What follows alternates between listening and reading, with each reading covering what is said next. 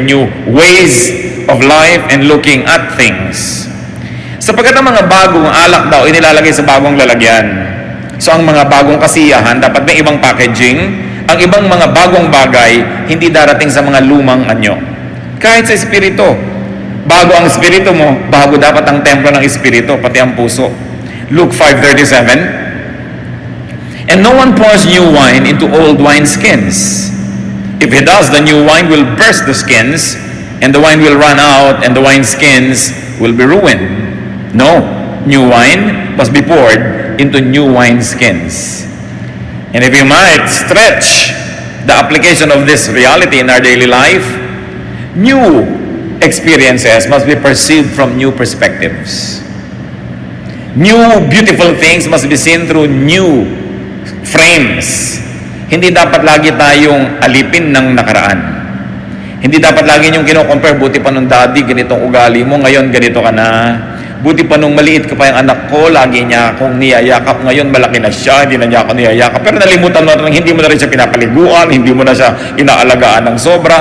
Parang lagi na lang kinoconcentrate natin yung nawala na gusto natin, hindi natin tinitingnan yung dumating na bago, na dating wala doon sa gusto natin. Another way to enjoy every day is do not attempt at repeats. Yung naghahanap ng repeat, kadalasan yan, nabibigo. Yung mga anniversary, this is an attempt at repeat. Gusto mo yung nangyari last anniversary, mangyari uli ngayon. Yung nangyari nung huling pista, mangyari rin sa pistang ito. Yung nangyari nung huling birthday mo, mangyari rin sa birthday na ito. Nakakahon ang isip ng tao. Hindi niya tuloy nakikita yung mga bago na dapat niyang ikatuwa. Lamentations 3:23, they are new every morning. Great is your faithfulness. So, ang pinag-uusapan yung faithfulness ng Diyos. Maliban na lang na hindi totoo ang Biblia, therefore the faithfulness of God is new every morning. And because it is new, it must be welcome. It must be perceived, received with celebration. Each new experience is new. Walang repeat. Napakahirap po sa lahat ng gusto nyo repeat. Halimbawa, nanalo tayo sa dance contest last year, kailangan manalo rin tayo ngayon. Repeat. Yung basketball team natin, nanalo nung isang liga, dapat manalo rin ngayon. Repeat. Ganito ang itsura mo nung last party, so ginagaya mo na, lagi, repeat. Meron nga po ako isang babaeng nabati nun sa church, ang tagal-tagal na. Yung buhok niya parang napakalakas yata ng hangin na nagpunta lang sa isang tabi. One-sided yata ang tawag doon. Sabi ko, sister, ang ganda ng buhok mo. Alam niyo po, 6 na buwan, hindi niya pinalitan, nakaganon lagi yung buhok niya. So, pero hindi ko na pwedeng ulitin yung puri ko, no? Na araw-araw, ang ganda ng buhok mo, makikita ko, dahil hindi na bago. When people try to always be what was, you actually ruin your chances at being happier.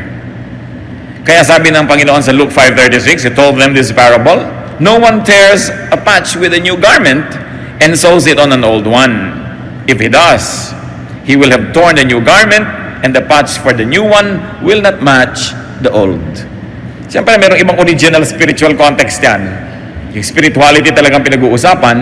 Pero ang sinasabi lang ng Panginoon, hindi magka-match yung dati at yung ngayon. Huwag yung piliting pag-matchin yan. Ang tao nagbabago. Yung pinakasalan nyo 10 years ago, ibang tao na yun ngayon. Alam nga naman na ang dami na niyang naranasang ginawa.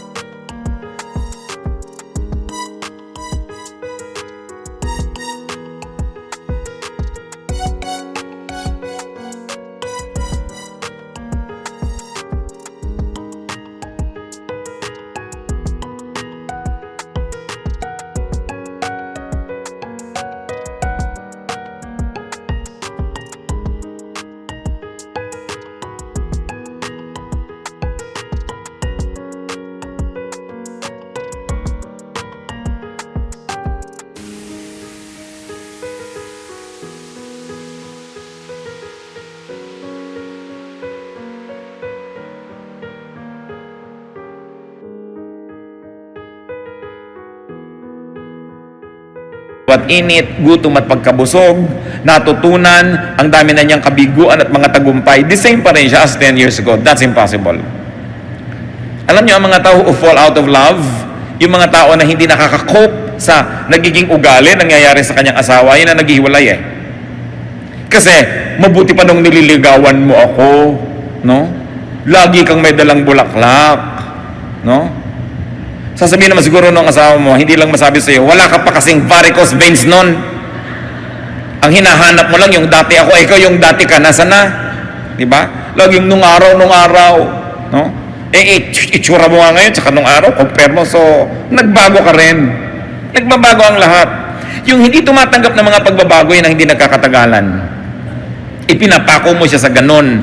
Ipinapako mo sa ganon. So, bago-bago yan. A new attitude, a new heart, a new vision will definitely see new blessings. Pag bawat araw dumating, wala kayong nakitang blessing, kasalanan nyo yon. Di nyo tiningnan. Kasi ang sabi, they are new every morning. Meron. You want to have an enjoyable day, always look for the good. You will succeed looking for the good. But let me tell you, if you look for the bad, you will also succeed. Because in everybody, there's the good and the bad. In every situation, there's the good and the bad. There's always the pro and the con. There's always the advantage and the disadvantage. It depends on where you look. So do not always look for the bad. Do not always look for something or someone to complain about.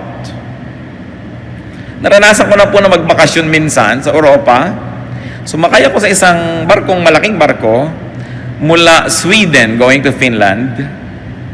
Sumasakay pa lang ako, nadidinig ko na yung bunganga ng isang babaeng may edad, may kasama siyang asawa niyang, kasing edad din niya, pobreng lalaki na kinailangan magkaroon ng asawang ganito. Inireklamo na niya lahat. Yung incline noong daan patungo sa barko, yung taas ng hawakan, yung galaw ng tubig, yung lahat. Iniwasan kong makasalamuha ang mag-asawang ito doon sa barko. Lagi naman silang sumusulpot sa harapan ko. And this woman was forever calling the attention of her husband to something wrong. Do you think the man was having fun? No. And do you think the woman was having fun? No.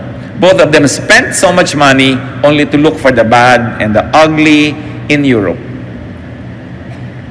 In the States, this is not happening. Eh, ba't ka pa lumayas-layas sa States? Diba? Gusto mo sabihin, wala sa States niyan. No? Dapat tinitingnan mo kung ano yung meron yun na enjoyin mo. Look for the good. James 5:9, don't grumble. Huwag puro rin tampo, galit, arte. Kasi sayang ang oras. Namamasyal kayo ng mahal mo sa buhay sa isang mall, nagtatampo ka ng 2 oras, anong 3rd hour, uuwi na kayo, sayang yung 2 hours. Babalik pa ba yung 2 hours na yon? Hindi na. Eh yung magtampo ng 1 week, 1 month, sayang ang panahon. Alam niyo mga tampurista na lagi kasi naman gusto lang yan mapansin, masuyo. Humanap kayo ng ibang paraan para kayo sumaya. Kasi hindi naman lahat ng tao natutuwang manuyo. At paano kung hindi kayo nasuyo? Napakahirap niyan. Minsan inaaway mo yung asawa mo, away ka ng away. Sa sobrang kaaaway mo, ikaw na ngayon yung masama. Ang ending, ikaw nagsosorry. Para ka rin nagtago na walang naghanap sa'yo, lalabas ka rin naman dahil ang hirap-hirap magtago nang walang naghahanap. Diba? At napakahirap niyang nagtatampong walang nanunuyo. So learn. Kung kayo po ay married, ang asawa niyo hindi pala suyo, ibig sabihin, palitan niyo ang gimmick niyo.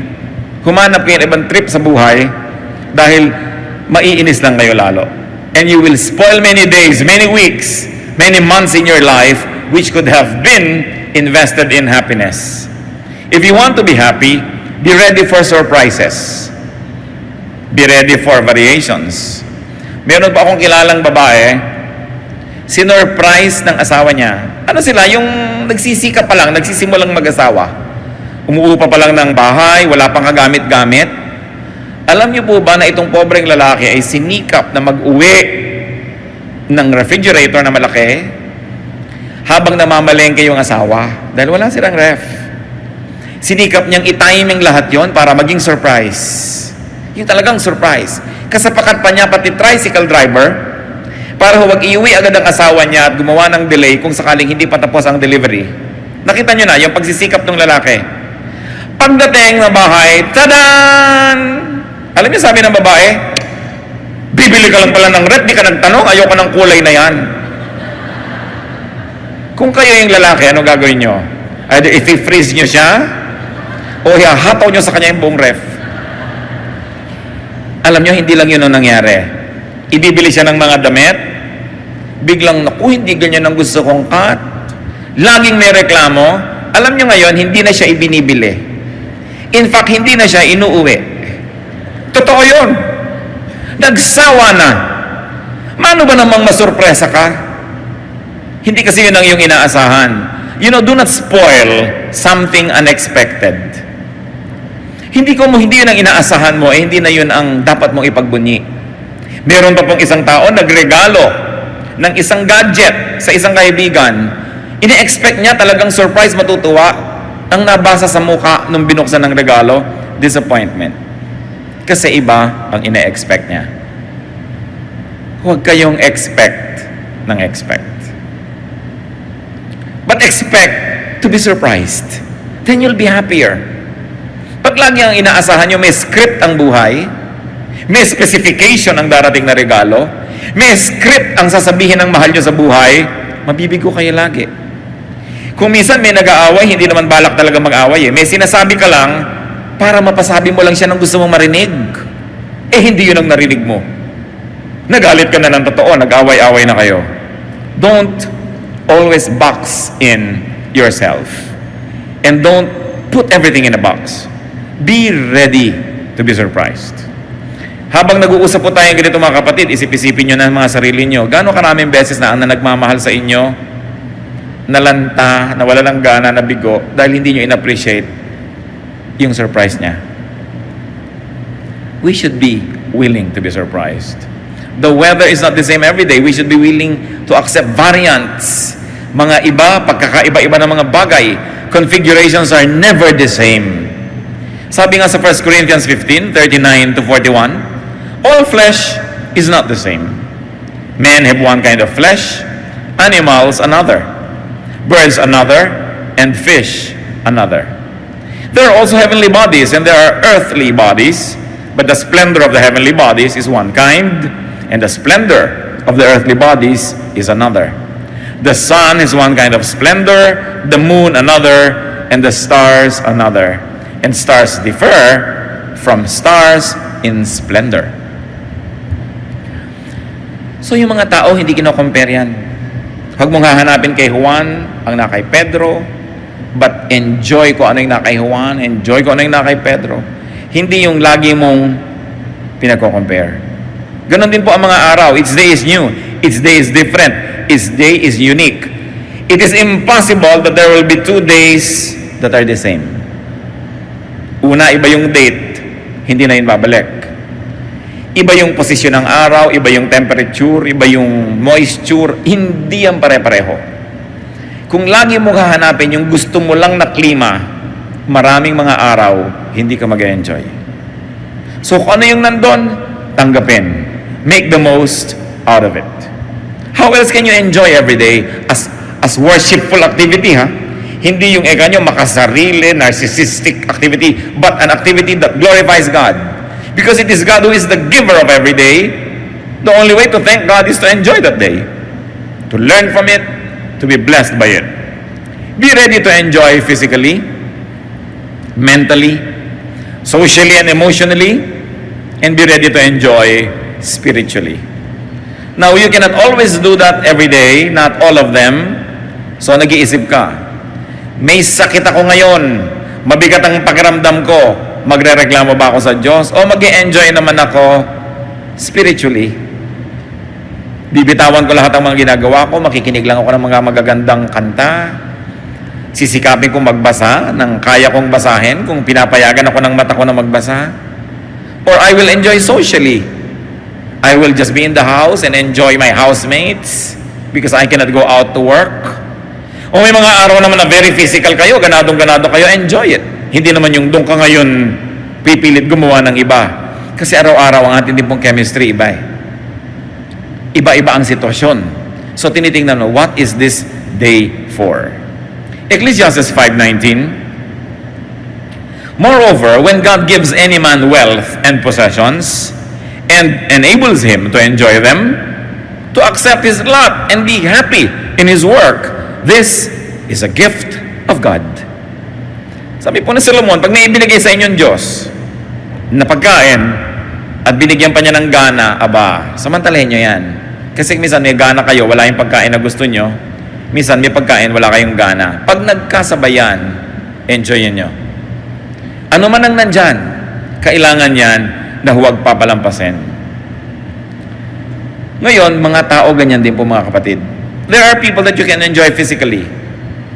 Nakakapaglaro kayo, nakakapag-tennis kayo, you do things physically with them. Good. Pero huwag nyo na laging hanapan niya na magkakaroon din kayo ng mental enjoyment. Kasi hindi naman lahat ng katangian nasa isang tao.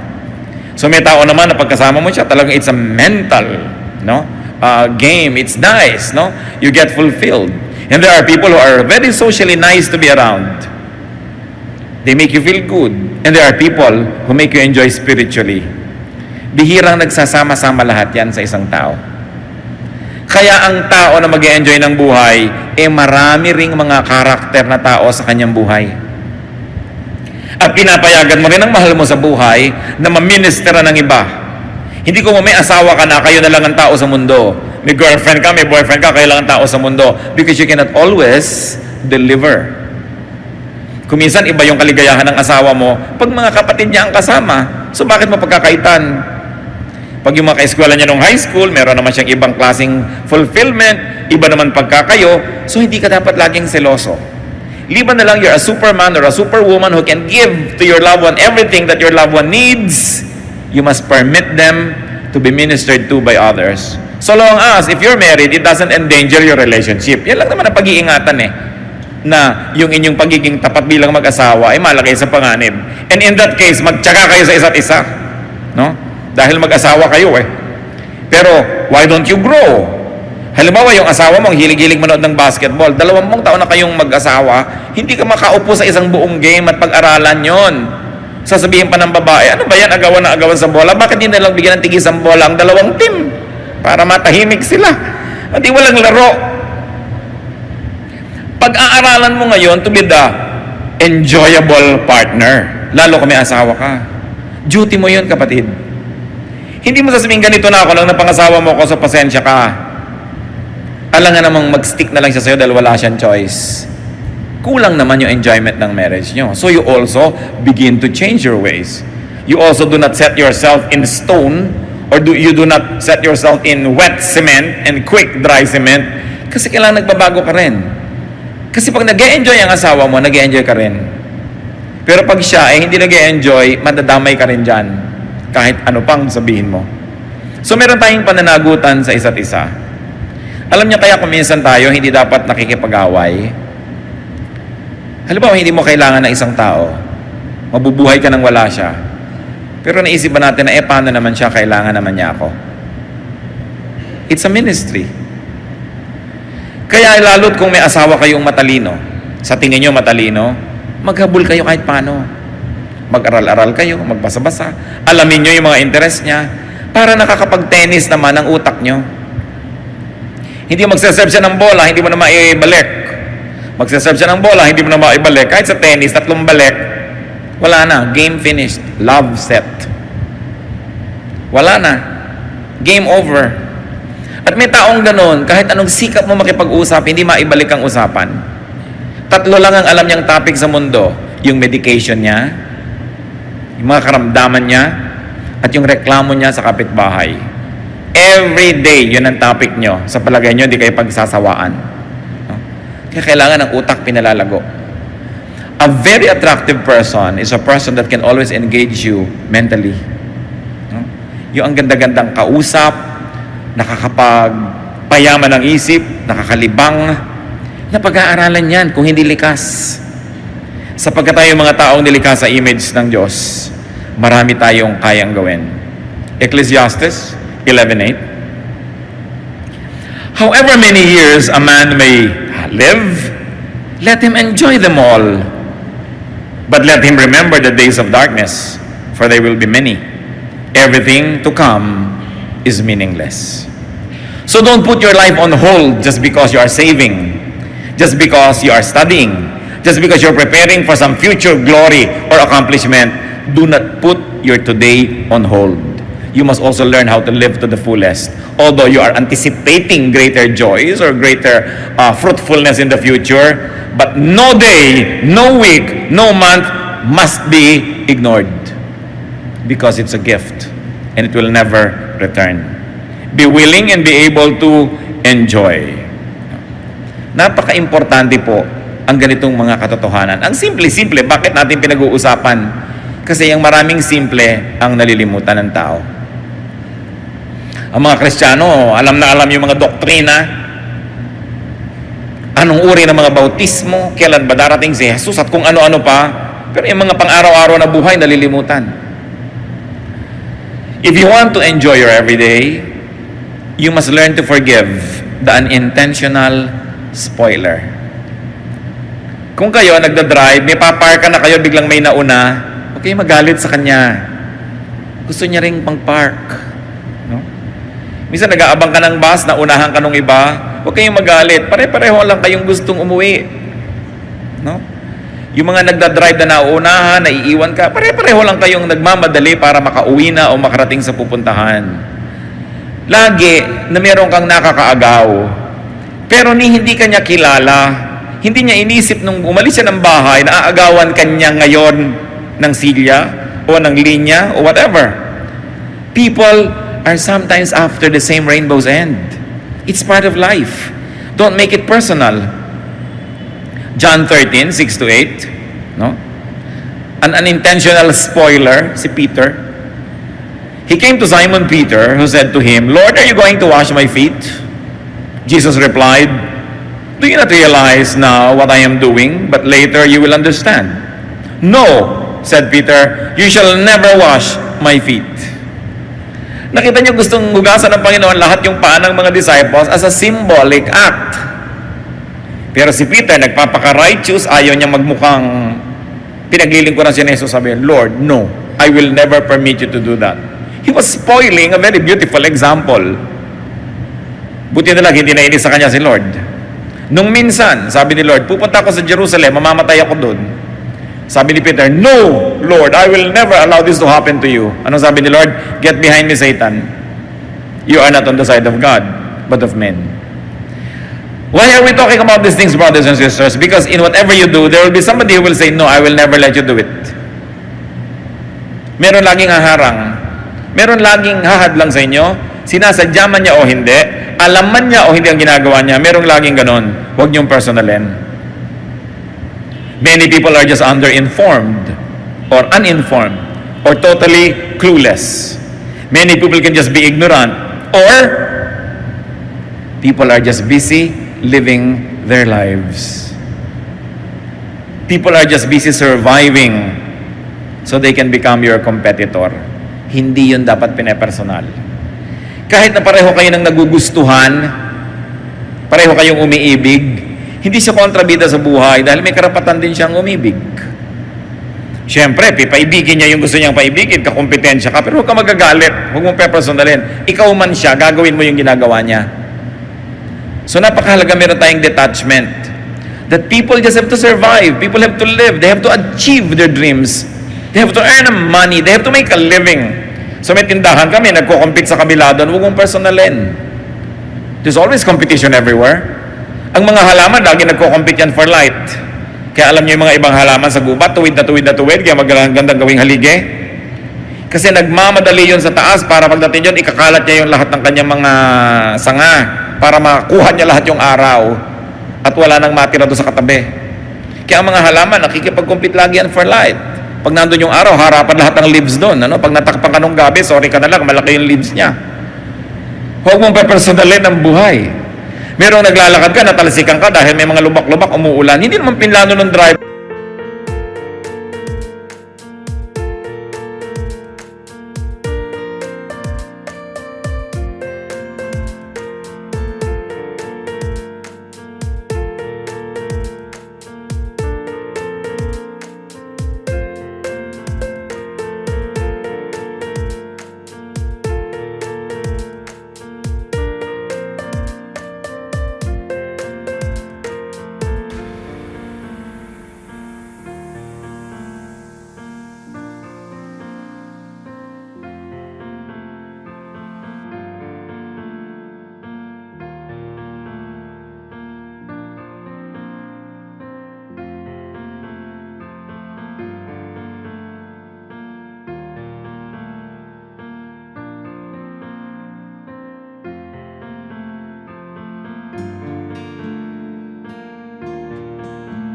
nahahabulin ko ang babaeng itong nakaasul at papatalsikan ko siya ng tubig. Natalsikan ka eh. No? Pero dahil lang doon, sisirain mo yung araw mo, galit na galit ka na, aabangan ko ato bukas, hahagis ako ng pako ang kalsada para ma-flat ang gulong niya. Puro evil na yung laman ng utak mo. Sabi lagi mo sinong lugi. Kahit masira mo yung kotse niya, lugi ka rin dahil sinira mo na rin yung puso mo. Baka marami kayo ngayong mga kinakainisan, mga galit kayo, may tampo, pero huwag niyong personalin. May karapatan din siyang mabuhay. At gusto lang niya sigurong mabuhay. You want to enjoy every day? Be easy. Dapat ang tao mababaw. Huwag sobrang laliman dahil wala naman lagi magtsatsaga na hukayin kayo. No? Ginto lang ang talagang hinuhukay-hukay ang kakaila-ilaliman ng lupa. Ngayon kung ikaw lang naman yung nagpapakalalim-lalim, baka walang magtsaga na maghukay sa'yo. Maghanap sa'yo, maghabol sa'yo. Sabi ng mayaman na lalaki sa Luke 12:19, I'll say to myself, you have plenty of good things laid up for many years. Take life easy, eat, drink, and be merry. At alam nyo na ito ay isang bad example ng tao. Hindi dahil gusto niya to eat, drink, and be merry. Kasi ang sabi ng Bible, what about tonight, your soul is extracted of you? Sinong makikinabang sa mga ipinundar mo? So ano pa yung tunay na lesson dyan? Huwag kang maghintay ng napakarami pong naipundar bago ka mag-enjoy. Kasi baka matapos mo mag-ipon, namatay ka na, bukas iba ang mamana. Iba ang mag-enjoy. So kaya may naipon ka kay wala, kaya marami kay konti, learn how to enjoy the day. At ang nakakatuwa po, mga kapatid, bawat budget may katapat na nabibili.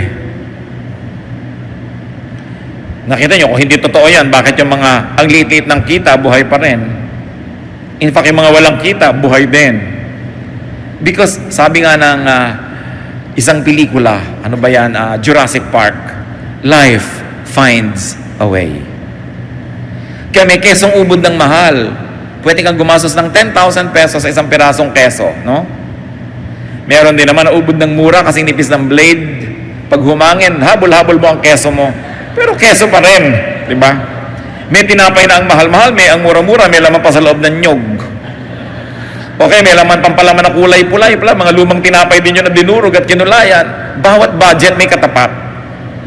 Yun ang mga mahilig magpa-food spa, may food spa pa na 20 pesos. No? Hindi ko na lang alam kung sa kaning baboy ibinababad yung paa mo, pero food spa rin. Para ka rin donya, nangunguya ko, nakaupo ka sa balde, tapos kumakain ka ng banana kayo, feeling rich ka rin kung marunong ka maglibang sa sarili. Merong spa na 3,000, meron 199 full body massage pa, no? Langis na nga na pinagprituhan ng hasa-hasa ang ilalagay sa'yo, pero langis pa rin yun, dudulas pa rin yung masahe.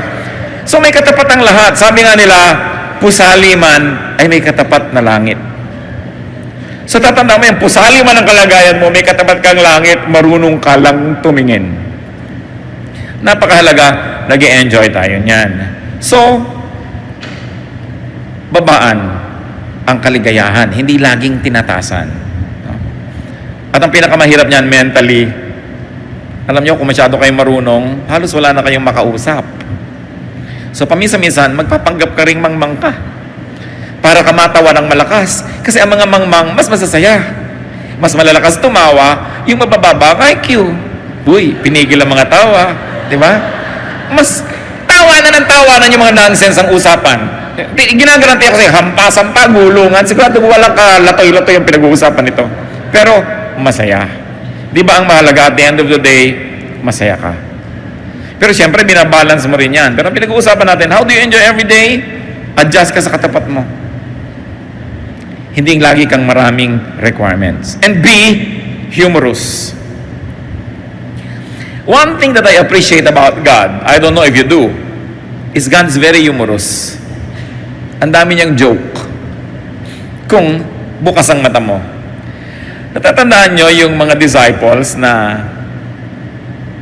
sabi nung iba, pauwiin nyo na po ang mga tao, oras na ng pagkain, ora de peligro, mahal pa kanin niya mga yan. Sabi ni Lord, di pa kanin ninyo. Lord, napakalaking halaga para pakainin lahat. Pauwiin na lang. Di ba? Tapos, naghimala ang Panginoon, yung kaprasong tinapay, konting isda dyan, dumami na pakain ng libu-libong tao. Nasaan ang joke? Matapos yon, ipinaipon ng Panginoon ng mga pispis. Yung mga tira, ilang baskets? 12. There were 12 disciples ha? Sabi niya siguro, nagda-doubt kayo, gusto niyo magtipid. O tigi-tigis ang basket kayo, yan ang pagkain niyo sa susunod na linggo. Tigi-tigis ang bit-bit sila. Bakit 12? 12 kasi nagre-reklamo. No? Humor. Hindi yung pag binubuksan niyo yung Bible, parang dan, dadan, dadadan. Tapos bababa ang mga anghel, may tugtog na organ. Hindi niyo makikita yung humor. Makita niyo dapat yung humor niyan. Yung mga Israelites, reklamo ng reklamo from Egypt to Israel. Anong ipinadala ni Lord para tuklawin sila? Kuta-kuta-kuta ahas. Kaya pag may ahas na lumalabas, ahas! Takbuhan sila, di ba? Takot na takot sila. Sabi ni Moses, Diyos ko naman, maawa kayo sa mga tao. Tigilan po natin ito, kawawa sila. O sige, Moses, gumawa ka ng ahas. Bronze snake, sabi niya. Ilagay mong gano'n sa mataas na poste, at lahat ng natutuklaw, titingin sila doon para gumaling. Yung kinakatakutan nila tumutuklaw sa kanila, yun ang imahen ngayon ang titingnan nila para sila gumaling. Pag hindi humor yun, ewan ko kung ano yun. No? Sabi siguro na, ayan, kung sa Canada pa, diyan ka bumangon. Ahas ang nagbigay sa inyo niyang danger. Ahas. Form of a snake. Kaya ang logo po ng medicine, yung ahas di ba? Na nakakapit doon sa poste. Yun. Kasi nagpapagaling daw yung ahas. Subukan nyo. No? Kaya napaka-humorous Pero yung ahas, kinakatakutan ng tao. Yung pa yung image ng pagpapagaling. Pag hindi nyo tinignan ng gano'n ng Biblia, hindi kayo mag-enjoy. No? Ang daming ginagawa ng Panginoon na talagang kamangha-mangha. Itinaboy sila doon sa gilid ng dagat, nasukulungan sila ng kaaway, dagat na lang nandun, malay ba nilang bubuka pala yun. No? Humor. God is so humorous, so God's people should be humorous. Psalm 126, 2-3. Our mouths were filled with laughter, our tongues with our songs of joy. Then it was said among the nations, the Lord has done great things for them. The Lord has done great things for us. We are filled with joy. Are you filled with joy? Alam niyo po, isang nakakatuwa na mangyari, at salamat na lang sa Pilipinas, maraming ganitong eksena. Yung mga third world drama. Subukan niyo sa mga siksikan na eskinita, sa mga palengke. Kung ang makikita niyo lang, yung baha, yung baho, yung sikip, hindi kayo mag-enjoy. No? Pero tingnan niyo yung mga nakakatawa, ang dami-dami. Ang dami-daming nakakatawa. Yung mga tao na ang ginagawa nilang mga kapote nila, yung mga plastic, nakakatawa di ba? Yung galing naman ng mga Pilipino na mamaya pag wala nang balutan ng kanilang mga tinda, yun na ang paglalagyan. Nakakatawa yung natutulog, nakahigang ganyan sa isang tumpok na saging na saba. Kung hindi kayo natatawa doon, ewan ko na sa inyo. Yung ang saya-saya, tas yung ang hirap-hirap niya, nagtitinda lang konting mga tumpok-tumpok ng kalamansi, nagpapamanicure. May manicurist mo, manicure. Ma'am, ano pa po ba? Di ba? Ma'am pa siya. Yung kakatawa. Ang daming ganon. Yung mga nag-aaway ko minsan na mag-asawa, pakinggan mo kung anong pinag-aawayan, matatawa ka. But you've got to have ears that are humorous. Kasi otherwise, may inis ka. Yung pag matraffic, sira-sira ang kalsada, ang dami nagtitinda. Lahat na ng paninda nandyan na sa highway, no? Makikita mo na lahat, yung may mga helicopter na mga lumilipad, mga boomerang, lahat na tuwalya gusto nyo. Ayoko ng tawas. Tawas, meron ako. Hindi, gusto ko buto-buto ako. May butong pakuan ako. Kung saan kinukuha ng tao yung paninda niya. Pag hindi pa kayo naaliw dyan, may problema kayo. No? Pati yung mga magkakapit-bahay, kung isang mayayamot ka, dahil ang lakas-lakas ng tugtog, pero actually, kung titingnan mo rin, sakyan mo lang, mag-e-enjoy ka rin kasi wala kang gasto sa kuryente, may musika ka. So, tingnan nyo yan. Be humorous. In fact, humor every day. Humor every situation. Pag hindi nangyari yung gusto nyo mangyari, hanapin nyo kung anong nakakatawa. Nakapila kayo ang haba-haba, naranasan ko na to noon. Well, I have friends who are very, very helpful. Kung ano man ang kailangan ko sa gobyerno, passport, anything, NBI clearance, ide-deliver sa akin yon. Pero kung minsan ginagawa ko yon talaga, pumipila ko doon kasi gusto ko maranasan ng nararanasan ng lahat ng tao. Nakapila kami sa NBI na ganyan, ang tagal-tagal ng pila. Ang init-init, sari-sari. Alam nyo, mamaya, meron doon sa pila, isang babae at isang lalaki. Nagdadrama na sila, kunwari ligawan. At binubuyo-buyo naman ng mga tao, nagkakantsaw-kantsawan sila, may nagpari-parian, ikinakasal sila doon sa pila. Hindi ko lang alam kung itinuloy nila pagkatapos. Pero nakaka-imbento lagi ang Pilipino ng kasiyahan, kahit ano pa ang kalagayan. Nakita nyo, nagkuku, may mga nagtitinda ng lobo, di ba? May mga kumakanta, only in this country. So when you say only in the Philippines, say it positively. Kasi we know how to celebrate life. Kahit konti-konti ng pera, kahit hirap na hirap, nakakagawa ng paraan para sumaya ang tao. At yan ang mahalaga natin lagi ma-appreciate. And as I have said kanina, you want to be happy, don't get too personal. Huwag niyo sabihin, pinagkakaisahan ako ng buong mundo. You and me against the world. Hindi kayo ganun ka-importante para pagkakasayahan ng buong mundo, naguluhin kayo. Yung ang buong mundo, nagkaisa, nagsapakat para pahirapan kayo, hindi kayo ganun kahalaga para pansinin kayo ng buong mundo. So don't exaggerate. Huwag yung idrama na ang buong mundo, kinakawawa ako, pati ang Diyos, tinalikuran ako. You know, nakakapagod tumalikod kaya hindi ka tatalikuran ng Diyos.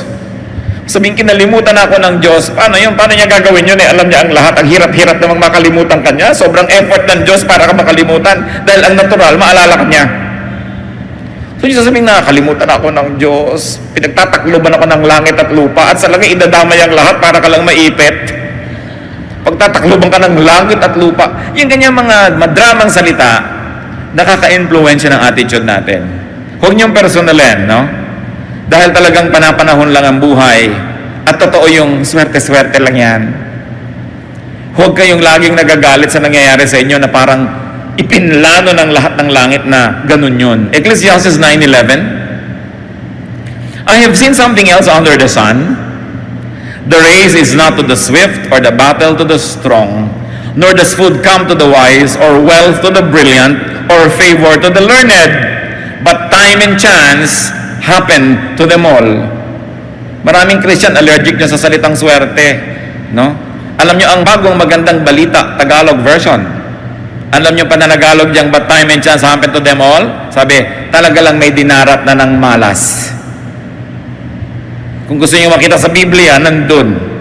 Dahil yan talagang yan. At yung paniniwala ko minsan, ay sinuwerte lang minalas, napakalaking ibinibigay sa Pilipino na comfort. Kasi hindi mo laging iniisip na talaga tinalikuran ka ng Diyos, talagang ganito na lang. Kundi nataon lang, nagkataon, huwag mong personalin. Naglalakad ka, may nahulog na skylab sa ulo mo. Di ba? Hindi naman laging nahuhulog yan. Try again tomorrow. Alam ka namang tatamaan ka na naman yan. Sobra na yon. So sabi mo, ay nagkataon lang kasi naman naglalakad-lakad ako kung bakit sa akin pa nahulog yung building. Nandun ka kasi sa lugar na yon, nangyari. So huwag mong indahin at huwag kang magalit sa buhay. It happens. So, sabi na Ecclesiastes 9:11, time and chance happen to them all. Sabi niya, hindi ko mo mabilis na nanalo sa karera. Hindi ko mo malakas mananalo sa digmaan. Hindi ko mo matalino magkakapera. Sabi gano'n, swerte-swerte lang talaga yan. So, huwag mong masyadong personalin. Lagi mo na lang subukan muli. Always do your best at huwag kang madadala. We can go on and on, mga kapatid. Pero bakit ko sineshare sa inyong ganitong mga bagay? Dahil ang buhay, maraming problema, maraming bigat, maraming pagluluksa, may mga time na may sakit, may namamatay. Doon na lang kayo talaga malungkot sa dapat ikalungkot. Pero yung mga pwede namang baligtarin nyo at pasayahin nyo, pasayahin nyo. I-reserve nyo na lang yung luha nyo sa talagang dapat iluha. At sinabi sa Biblia, marami naman yung araw na yon, di kayo mauubusan sa isang lifetime. So please, huwag nyo nang palungkotin ang hindi naman talaga malungkot. Mag-a-outing kayo, nainis lang kayo nung umaga dahil nakalimutan yung karne at yung uling lang ang dala sa barbecue, eh di kainin nyo ang uling. O mag-charcoal painting kayo. O mag-fasting kayo. Pero huwag yung sabihin, sira na ang araw ko, sinisira nyo dahil lang sa kapraso, in-exaggerate nyo. No? When there are rats in the ship, you kill the rats, don't sink the ship. So sa relasyon nyo sa inyong asawa, mayroong mga konting problema, huwag niyong palakihin para lang magka-excuse kayo na iwan na siya. Lulutasin nyo. Mayroon kayong mga konting problema, huwag niyong palakihin para lang kayong magalit sa buhay. Maliit lang yun. Paliitin nyo palalo at isipin nyo kung ano yung maganda. At the end of the day, it is not what happens in the day that makes it good or bad. It is your attitude. It is your attitude. The same heat that melts the wax hardens the clay. Maglagay kayo ng kandila sa isang oven, tunaw. Maglagay kayo ng palayok na basa pa at ginagawa pa lang, titigas. Tumigas yung isa, natunaw yung isa. The same heat. So every day, depending on what you want to be, you have to decide if you're going to be wax or if you're going to be clay. Because the same heat will be there. It's your attitude. Ang nagpapasaya sa tao ay hindi ang nangyayari o ang hindi nangyayari. Kung paano niya ito tinatanggap. At kung paano niya ipinapamuhay. There is really very seldom any bad day. Usually there is just a bad attitude. So enjoy your day. Because when you enjoy your day, the day also enjoys you. And God enjoys you. And people enjoy you as well. So isa rin nating tungkulin sa ating kapwa na mag-enjoy. Because we cannot give what we do not have. When you make yourself happy, in fact, even if you have to exert an effort, you're actually preparing to minister to others so that you can make them happy too. But if you make yourself miserable, you will not be able to pass on happiness to others. You will only make them miserable as well. It's a matter of choice. So, babalik ako sa tanong ko kanina, have you enjoyed your day? Kung hindi nyo masyado yan na-enjoy, reviewin nyo agad kung anong attitude nyo ang hindi nagpa-enjoy. No? At may natatira pa sa maghapon na ito, hindi pa tapos. At may bukas pa uli. Pero meron pa akong gustong iwan na isang napakahalagang paalala, mga kapatid. Every day, each day, is all important. Huwag niyong babaliwalay na isang araw. Kasi kung walang araw na to, walang bukas. Subukan niyong mamatay ngayon. Wala na kayo bukas, di ba? So, hindi pwedeng ignorin ang day na to dahil kung dito kayo ngayon namatay, wala nang bukas eh. Kung dito kayo ngayon nagpasya na magiging malungkot sa buong buhay niyo, lulungkot ang lahat. Every day is a link. And no part of any link is unimportant. Pahalagaan niyo bawat araw. Tuwing gigising kayo, salamat Lord. Hindi yung naku, umaga na naman. Yung Lunes na naman. Huh? Trabaho na naman. Alisan mo naman ang trabaho, pila uli, apply. Salamat ay salamat Lord, may trabaho. Pag naman natin yung amo nyo, ay salamat, ito yung boss ko. Diba? Salamat, may opportunity ako na magpalapad ng papel. Salamat, ito yung asawa ko, hindi ito na yung asawa ko. Siguro naman, di ko na kailangang ulitin lahat, mga kapatid. Attitude lang yan. It's a matter of choice. Without today, tomorrow will not come. And most of the time, how you shape today defines the shape of tomorrow. So don't waste any single day. For all you know, it can be our last. So dapat binavalue yan. Diyos, salamat po sapagkat ang araw na to hindi pa tapos. Meron pa kami pwede ma-enjoy ng mga sandali. Pinagpapasalamat namin kung kami nagkaroon ng mga kasiyahan sa maghapon na ito. At kung kami nakapagdulot din ng kasiyahan sa iba, lalo na po sa inyo. Ituro niyo po sa amin, Lord, pahalagahan bawat araw. Lalo yung araw na kasama namin ang mga mahal namin sa buhay. It's a very, very precious time. Marami mag-asawa, hindi magkasama.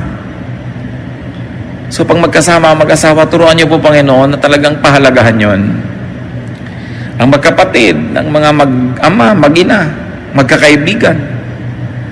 Hindi lahat ng araw may gana. Hindi lahat ng araw may kalusugan.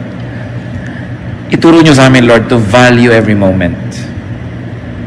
Not to kill time, not to be bored, but to fill ourselves with excitement and with life and with fruitfulness. Magbulay-bulay tayo sandali, mga kapatid. Baka meron tayong crime against time, crime against the day, that we ignore it. Na pinapayagan nating masira. Kung minsan tayo pang sumisira, tapos sisirain natin ang araw ng iba. You cannot kill time without harming eternity. Magbulay-bulay tayo. Lasapin natin ang kagandahan ng buhay. Humingi tayo sa Panginoon ng